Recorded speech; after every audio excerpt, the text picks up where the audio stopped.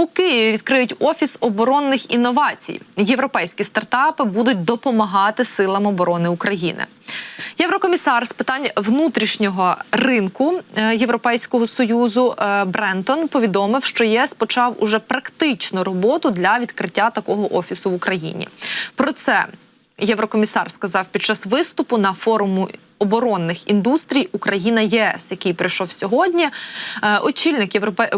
Представник Європейського Союзу відзначив, що наполягає на тому, аби в Європі в плані оборонних індустрій переходили в режим воєнної так званої економіки для більшого і швидшого виробництва з метою продовження підтримки України зараз і у довгостроковій перспективі.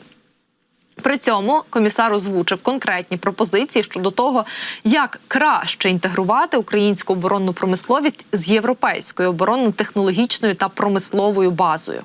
Зокрема, на його переконання, спершу треба почути зі сторони України про її критичні потреби. Думаю, це точно уже відбулось. Як би там не було, комісар додав, що в Європі довели, що можуть мобілізувати власні засоби і ресурси дуже ефективним чином. За його словами, у період менше ніж за 10 місяців вдалося збільшити потужності з виробництва артилерійських снарядів до 1 мільйона одиниць на рік. Наступного року вдасться збільшити виробництво снарядів до 2 мільйонів одиниць на рік.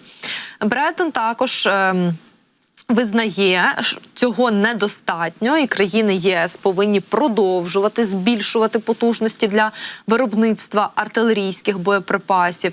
І він сказав, що країни-члени вже повинні укладати контракти, аби снаряди відправлялись в Україну.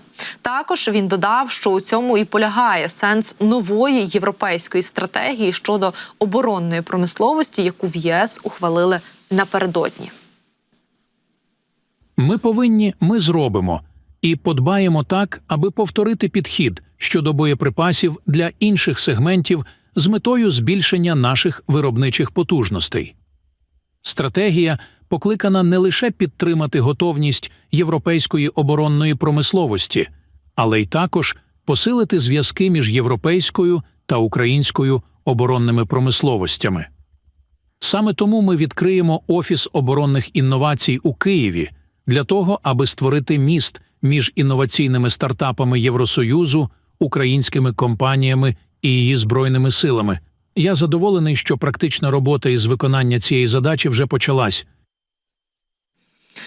І також єврочиновник виокремив, що в ЄС пропонують продовжувати і розширювати використання європейського бюджету для підтримки потужностей промислового виробництва і спільних закупівель усіх необхідних оборонних виробів.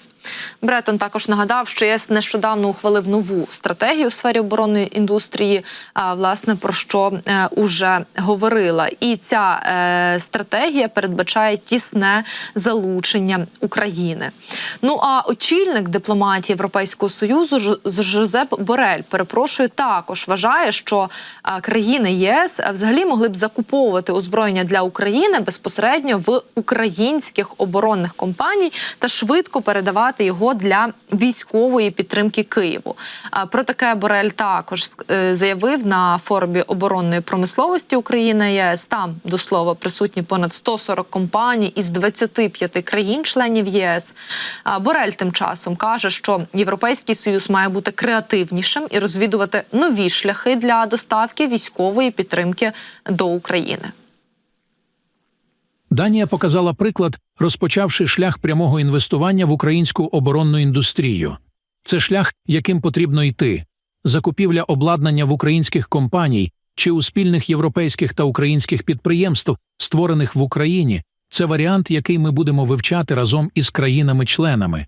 Якщо обладнання, якого нагально потребує Україна, може бути швидко виготовлене українською оборонною промисловістю, то я скажу: давайте купувати у них. Давайте допоможемо їм виробляти обладнання вдома. А міністр з питань стратегічних галузей промисловості України Олександр Камишин на тому ж форумі повідомив, що наразі 2 країни Заходу дали згоду профінансувати виробництво зброї українською оборонною промисловістю. Камишин зауважив, що його головна задача на цьому форумі – отримати фінансування на виробництво озброєння в Україні, оскільки, цитую, «ми вже спроможні». Кінець цитати. Уточнюючи, про які спроможності йдеться, міністр сказав наступне, починаючи від бронетехніки і закінчуючи системами безпілотних і літальних та наземних комплексів. Почуємо детальніше. Сьогодні всі ці речі можна виробляти в Україні в більшому об'ємі. Це найшвидший і найправильніший спосіб, як допомогти нашим силам оборони. У нас є ініціатива, яку ми називаємо «Зброярі». І по цій ініціативі вже 2 перші країни зголосилися профінансувати виробництво в Україні. Це Данія та Канада.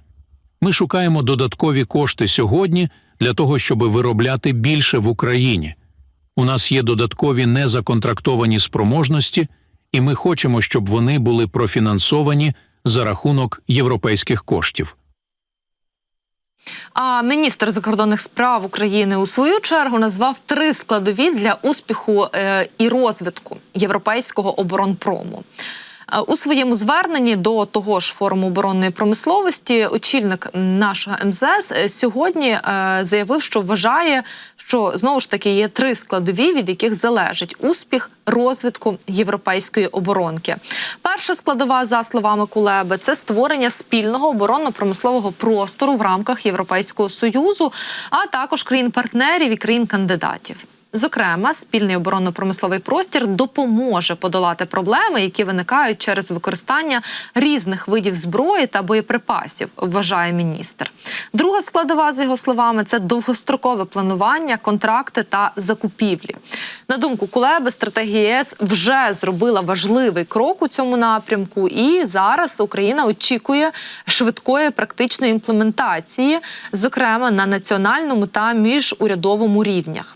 Ну а третя складова полягає у посиленні співпраці між оборонними галузями України та країн Європейського Союзу. Кулеба підкреслив, що сьогодні Україна є європейським центром оборонної промисловості. За його словами, багато урядів і компаній вже співпрацюють зі своїми українськими колегами, і вигоди від цього величезні.